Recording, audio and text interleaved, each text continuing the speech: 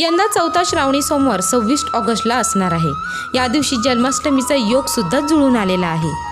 भगवान श्री शंकरांसह भगवान श्रीकृष्णाची देखील या दिवशी पूजा केली जाईल। शिवपूजनासोबतच हा योगायोग जुळून आला असून हा दिवस अतिशय खास मानला जातोय, कारण या दिवशी श्रावणी सोमवार असणार आहे। शिवाय शशयोग, सर्वार्थ सिद्धी योग, गजकेसरी योगासह धनयोग आणि त्रिग्रही योगांचा शुभ संयोगही या दिवशी जुळून आला आहे। सोमवार शिवामूठ जव आहे, यामुळे भगवान शिवशंकरांची पूजा केल्यानंतर शिवामूठ जव वाहावी। भगवान श्रीकृष्णांचं ध्यान करावं, ओम सोमेश्वराय नमः या मंत्राचा जप करावं। याचबरोबर या दिवशी सूर्यनारायणाला जल अर्पण केल्यावर पिवळी फुलं, पिवळी फळं, पिवळी वस्त्र अर्पण करून श्रीकृष्णाची विधिवत पूजा करावी।